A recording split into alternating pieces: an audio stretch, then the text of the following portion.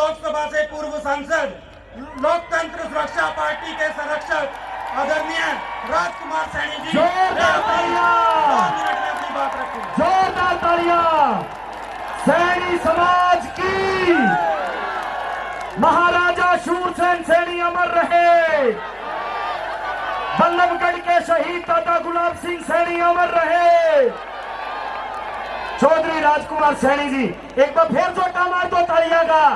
कर्नाटक पहुंचना चाहिए चंडीगढ़ से लेकर नागौर तक।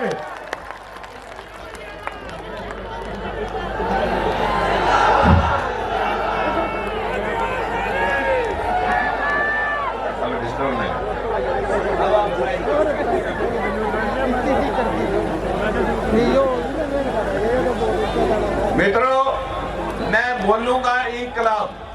आप में कितनी आवाज है तो सारी जींद को सुनना चाहिए। इंकलाब। अभी नहीं आवाज गई, बाउंड्री पार ही हुई, अभी जींद में नहीं गई। इंकलाब। साथियों, मैं हाथ जोड़ करके मैं आपसे सिर्फ 9.5 मिनट आपके सामने बोलूंगा। उसके बाद मुझे बिजनौर जाना है। आज Buddhist society of India international का प्रोग्राम था। वो प्रोग्राम छोड़ करके मैं आपके प्यार की वजह से आपके बीच में आया हूं। मेरा 3.5 घंटे का प्रोग्राम, 3.5 घंटे मुझे लगेंगे, इसलिए मेरी मजबूरी है। मैंने समय आयोजकों से एडवांस में लिया। इसके लिए मैं सभी नेताओं से भी विनती करूंगा कि मैं क्षमा चाहूंगा, और आप सभी से भी विनती करूंगा कोई बीच में नारा नहीं लगाए। भाई आप क्या कर रहे हो? हटो ना यहाँ से। आप बीच में कोई नारा नहीं लगाए, कोई मतलब किसी तरह की भी कोई इंटरप्शन ना करें। मैं 9 मिनट और 9.5 में से भी 9 मिनट आपके लूंगा। करुणा के सागर तथागत गौतम बुद्ध, शिक्षा के अग्रदूत महात्मा ज्योतिबा फूले। मैंने कभी लिख के नहीं बोला। जो 10 साल में, इन 8 सालों में जो आपने बोला, जो कहा, मैं वही रिपीट आपके सामने करने जा रहा हूं। उम्मीद करूंगा कि अगर मेरी बात अच्छी लगे तो गांठ बांध के ले जाना, अगर अच्छी ना लगे तो यहीं छोड़ देना। किसी पर आरोप प्रत्यारोप नहीं करना। मित्रों, सावित्रीबाई फूले सैनी समाज में जन्मे सभी संतों महापुरुषों को श्रद्धा सुमन अर्पित करते हुए आज ये जो जन सैलाब जींद महाकुंभ में सैनी सम्मेलन में आप इकट्ठे हुए, मंचा सिंह सभी नेतागण, सभागार में बैठी मेरी मातृशक्ति व मेरे अजीज बुजुर्गों व भाइयों, मैं आपको शब्दों से नहीं, दिल की गहराइयों से आप सभी को प्रणाम करता हूं, आपको नमस्कार करता हूं। मित्रों, पहला सवाल, आपने ये सम्मेलन बुलाया। मेरे पास शब्द नहीं है इस टीम के लिए, इन शब्दों से मैं धन्यवाद करूं, लेकिन ऊपरली जातियां चाहती हैं कि हम अपने जातियों के सम्मेलन ही करते रहें। कहीं कश्यप सम्मेलन, कहीं सैनी सम्मेलन, कहीं प्रजापति सम्मेलन। अगर हम एक काशीराम की तरह दलित सम्मेलन, देवीलाल की तरह किसान सम्मेलन, मुलायम सिंह और लालू यादव की तरह पशुपालक व किसान सम्मेलन अगर हम करते हैं तो हमें राजनीति में 2 गुना इजाफा होगा और हम इसी प्रकार से इकट्ठे होकर के आगे बढ़ सकते हैं। मित्रों, फिर आप कहते हैं कि आपने बीजेपी क्यों छोड़ दी। फिर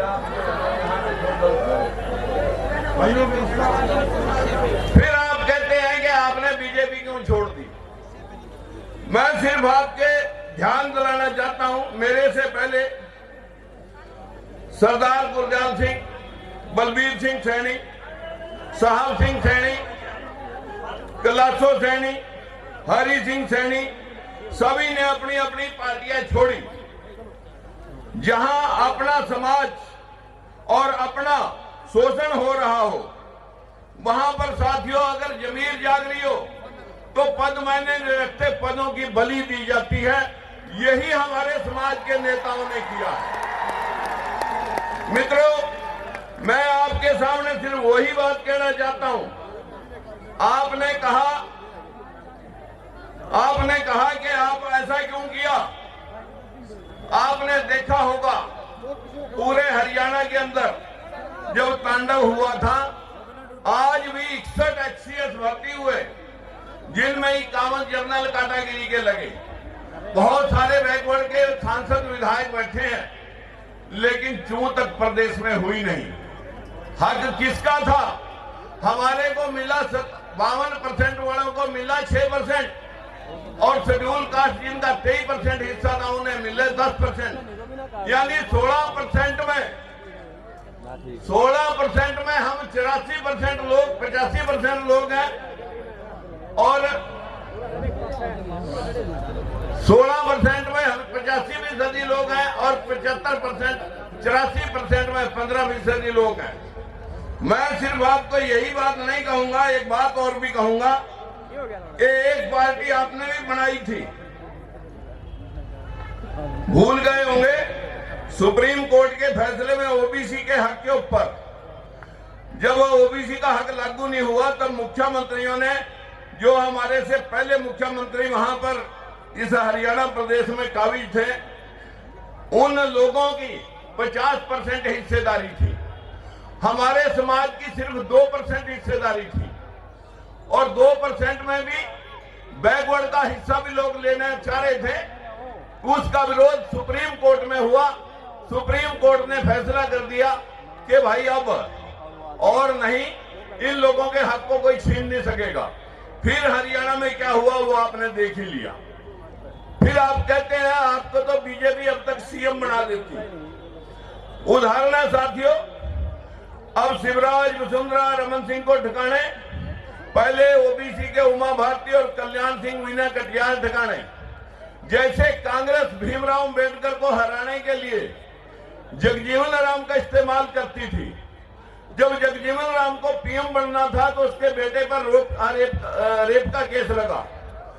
ऐसे ही शोषण के शिकार कांग्रेस में देवीलाल, मुलायम सिंह, लालू यादव जैसे न जाने कितने लोग थे जिन्हें इस्तेमाल किया जा रहा था। सबने दुखी होकर के कांग्रेस पार्टी छोड़ी, अपनी पार्टियां बनाई, और वह समाज आगे बढ़ गए, चाहे जाट हैं, यादव हैं, चमार हैं, कुर्मी हैं। जिनके नेता अभी तक पिछलग्गू राजनीति में है, वह समाज आज भी शोषण के शिकार है, जिसमें साथियों सबसे बड़ा वर्ग ओबीसी में सैनी समाज साक्या मौर्य कुशवाहा है। परंतु पूरे देश में इनमें से जिसने भी आवाज उठाई, चाहे बाबू जगदेव प्रसाद हो, चाहे सरदार गुरदयाल सिंह या राजकुमार सैनी, या तो मरवा दिए या साइड लाइन कर दिए। साथियों, ऊंची जातियों के नेता कब चाहेंगे कि एससी-बीसी में से नेता पैदा हो जाए? यही वजह है सैनी समाज पीछे रह गया। क्यों भाई? मैंने 9.5 मिनट, भाई आपको 9.5 मिनट हो गए क्या?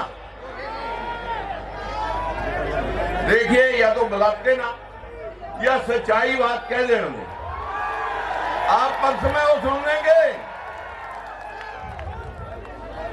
साथियों, कोई नहीं, सीएम एससी-बीसी समाज के नेता पैदा होते तो इसलिए बड़ी जातियां नहीं चाहेंगी उनको लोग कठपुतलियां ही चाहिए। हमारे लोग अभी तक ये भी नहीं जानते कि सीएम बनना तो दूर, राजस्थान में, छत्तीसगढ़ में, मध्य प्रदेश में आपके सामने बड़े बड़े नेता साइड लाइन, जिनको कोई जान भी नहीं रहा था, उनको साथियों आज मंचासीन किया गया है। एक आखिरी बात मैं आपको और कहता हूं, पानी नहीं है।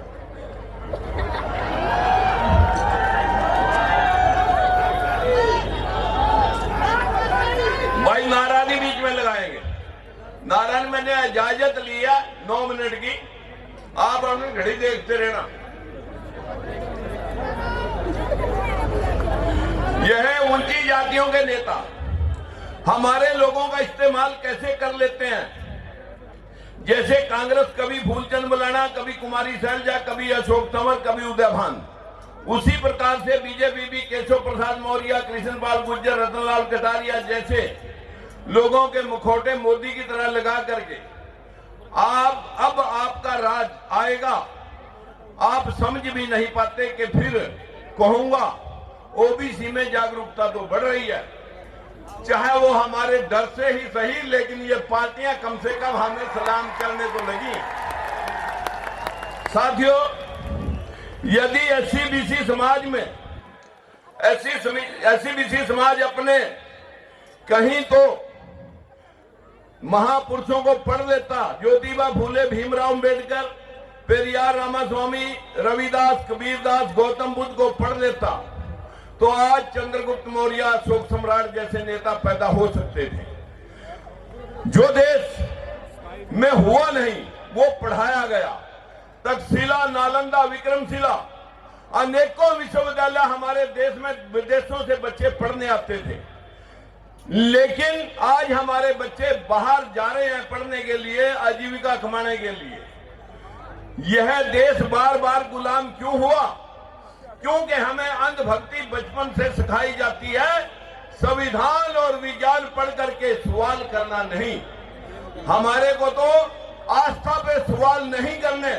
अरे पशु और इंसान में एक ही तो फर्क है कि वो तर्क जानता है कि किसी भी बात का तर्क करके आगे बढ़ सकता है। यही दुनिया ने पाया। आखिर में सभी भाइयों को प्रणाम करने के साथ साथ कहूंगा, साथियों, बड़े पेड़ों के नीचे कभी छोटे पेड़ पैदा नहीं होते, होते हैं तो परवरिश नहीं होती। बड़े तो पेड़ तभी होंगे, फलेंगे, फूलेंगे जब ऊपर की छाया हटेगी। क्योंकि जिन लोगों ने भी इतिहास रचा, जो हमारे से आगे, जो देवीलाल, कांशीराम, मुलायम सिंह, जितने लोगों को मैं कहूंगा, जिन लोगों ने भी इतिहास रचा, वो पीछे से हट करके नई राह बना करके समाज को आगे लेके गए। आज समाज जागरूक हो रहा है, आपको लोग सलाम करते हैं, क्योंकि समाज में आज आप अपने हकों के लिए लड़ना तो सीख गए, लेकिन वोट डालना भी नहीं सीखा। लड़ना सीख गए, लेकिन वोट डालना भी नहीं सीखा। साथियों, 27 वर्षों में 1996 से विधायक, सांसद, मंत्री पद की बलि 3 बार 27 वर्षों में दे दी, लेकिन राजनीति मेरा और मेरे परिवार का पेशा नहीं है। मैं तो हमारी हिस्सेदारी, हमारी संख्या 10% है, हिस्सा अभी 2% है, और टोटल ओबीसी की संख्या 55% है, हिस्सा 11% है। शेड्यूल कास्ट की हिस्सेदारी 23% है, संख्या 23% है, लेकिन मिला अभी तक 12% है। हमारे को मिला 5वां हिस्सा, और जो ऊपरले लोग हैं वो ले रहे, जो 15% लोग हैं 75% ले रहे हैं, अपने से 5 गुना। यही लड़ाई है, यही लड़ाई आपको लड़नी है साथियों। मैं ज्यादा कुछ ना कह करके, आप लोग कहते हैं पार्टी क्यों छोड़ दी, जब सुप्रीम कोर्ट के दिए गए फैसले भी नहीं लागू हो सके, तो फिर इस तरह की नापुंसकता के साथ राजकुमार सैनी न कभी जिया है और ना इस तरह की जीवन कभी मैंने पढ़ा। मैं साथियों, सभी पार्टियों में हमारे कुछ लोगों ने जाने का प्रयास किया। हमारे जिन नेताओं ने पार्टियां छोड़ी, वो एक दूसरी पार्टी में भी जाने का प्रयास किया, लेकिन सभी जगह एक ही हाल हुआ। सभी को जांच परख करके, चेक करके, मैंने आपके सहयोग से, आप सभी ने मिलकर के एक राजनीतिक दल की स्थापना की थी। कुछ लोग भूल गए, कुछ लोगों को अभी याद है, जिनकी वजह से मैं लग रहा हूं। मैं साथियों, मरने के आखिरी सांस तक, जब तक ये पार्टियां आपको मुख्यमंत्री भी ना बना दे, अभी तो अध्यक्ष ही बना रहे, जब तक ये लोग, आज तो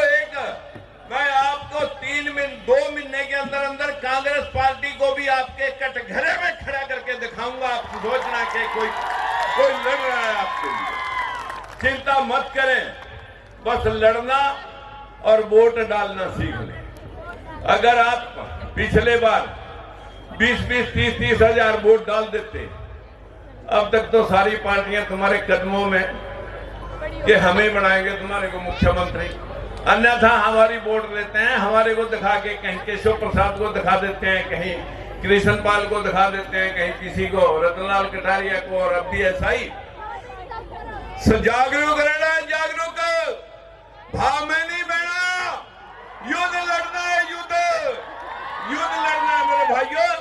आप बहनों और भाइयों से मैं इत्मीनान से कह सकता हूं, इसी 2024 में आपका हिस्सा सुनिश्चित करके दिखाएंगे।